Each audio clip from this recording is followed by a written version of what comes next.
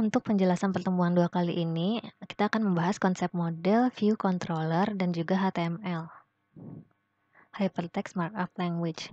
Seperti yang minggu kemarin dijelaskan, dalam pembuatan aplikasi berbasis web, kita menggunakan konsep MVC, yaitu model, view, dan controller. Nanti kita akan buat.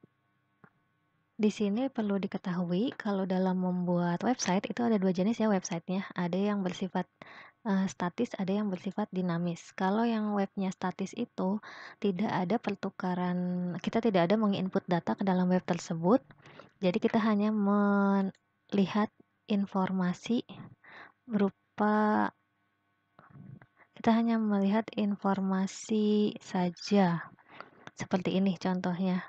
pmb.bsi.ac.id ini webnya statis karena hanya menampilkan informasi-informasi mengenai pendaftaran tapi tidak langsung daftar di sini. Jadi tidak ada kita menginput data di sini. Jadi hanya tampilan kita nyebutnya seperti company profile ya. Jadi hanya informasi ini webnya statis. Kalau webnya statis, alur MVC-nya seperti ini.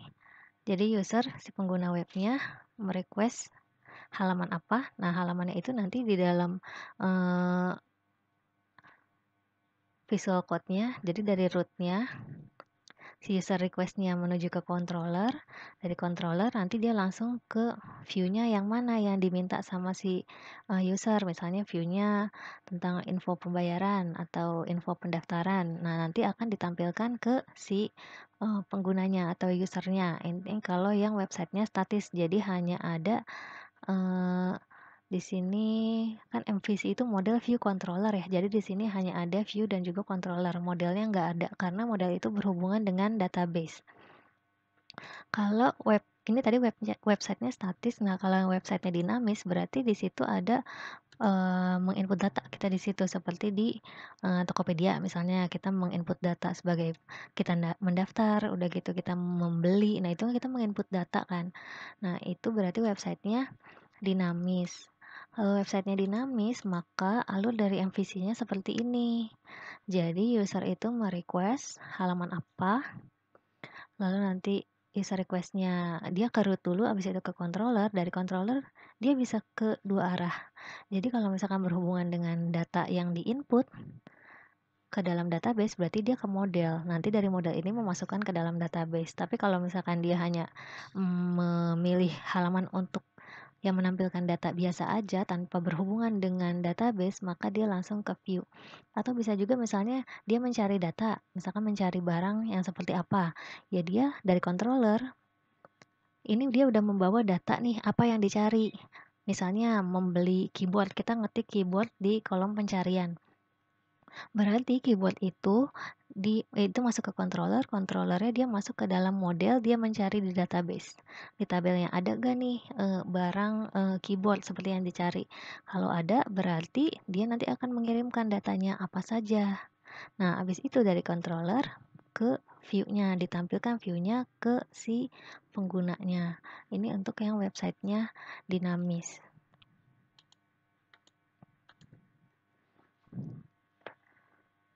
Di sini dalam membuat model, walaupun kita belum berhubungan dengan database ya di sini, tapi kita akan mempelajari cara membuat model seperti apa. Di sini caranya adalah dengan mengetik php artisan make .2 model spasi nama modelnya. Di sini ada aturan penamaan ya kalau object oriented programming atau OOP. Jadi kenapa sih dia N-nya harus besar, M-nya harus besar gitu, dan pokoknya intinya nama yang bagian depannya hurufnya harus besar. Jadi ada yang namanya aturan penamaan seperti ini kalau di OOP. Ada yang namanya aturan penamaan camel case. Camel itu kan unta ya. Unta itu kan punya punuk, ada yang tinggi, terus ada yang rendah begini kan. Nah, kalau misalnya lower camel case, jadi aturan penamaan seperti unta tapi lower, berarti huruf kecil dulu awalnya, baru disambung dengan huruf besar. dan tulisannya disambung. Contohnya gini, ini lower camel case karena depannya kecil, dilanjut dengan kata selanjutnya, berarti kata selanjutnya hurufnya besar. Ada juga yang upper camel case, jadi setiap kata diawali dengan huruf besar dan tulisannya disambung, seperti yang tadi, yang model mahasiswa itu. Jadi aturan penamaan ini, kalau namanya kelas atau file yang kita buat di dalam model itu kan, model dan controller itu kan termasuk kelas. Jadi dia penamaannya wajib menggunakan upper camel case. Jadi huruf depan dari namanya yang kita mau buat itu harus huruf besar. Kalau ada dua kata berarti kata pertama dan kata kedua huruf depannya sama-sama huruf besar. Kalau nama metode, nama variabel ataupun dia di sini metode ataupun variabel dia lower camel case. Jadi kalau misalnya mau buat metode, function atau variabel itu huruf depannya kecil dulu. Kalau ada dua kata berarti kata selanjutnya huruf depannya besar. Gitu ya untuk camel case ya, aturan penamaan camel case. Lalu untuk penamaan, contoh penamaannya, jadi biasanya dia disamakan semua. Misalnya tadi, ini kan usernya misalnya ya, usernya anggota. Dia mau mendaftar anggota, ini adalah view-nya, ini adalah controllernya, dan ini adalah modelnya. Semuanya namanya harus sama seenggaknya. Jadi di sini misalkan view-nya adalah namanya daftar anggota, modelnya di sini daftar anggota. Nah, kalau controller kita pisahin, kita kasih tanda jadi ada kata controllernya. Tapi namanya kalau bisa harus sama. Jadi biar nggak bingung kita dalam buat webnya. Jadi masing-masing punya view-nya, punya controllernya, punya modelnya dengan namanya masing-masing yang sama. Jadi saling terhubung. Lalu di sini kita buat model mahasiswa. Kita ke CMD dulu.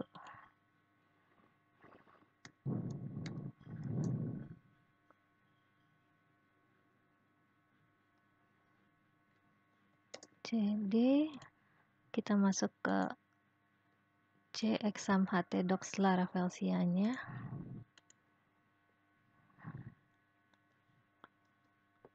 Habis itu kita buat modelnya. Ini ya tadi PHP artisan make .2 model mahasiswa yang ini. PHP artisan make model, nama modelnya adalah mahasiswa.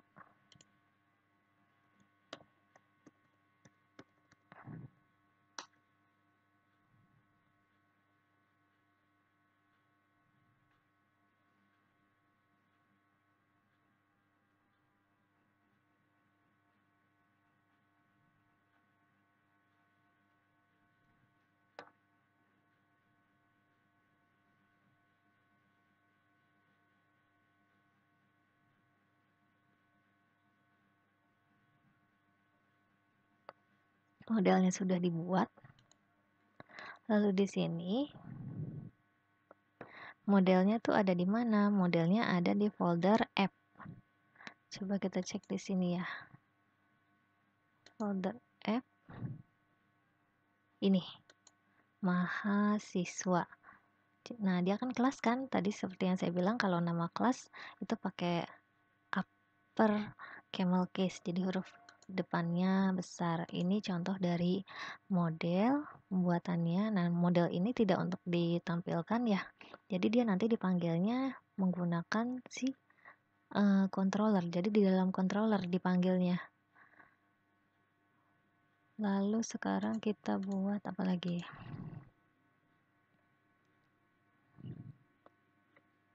Ini tadi yang mahasiswa tadi modelnya. Kalau kita mau menggunakan model, berarti kita bisa membuat variabel. Depannya variabel itu harus pakai dolar ya.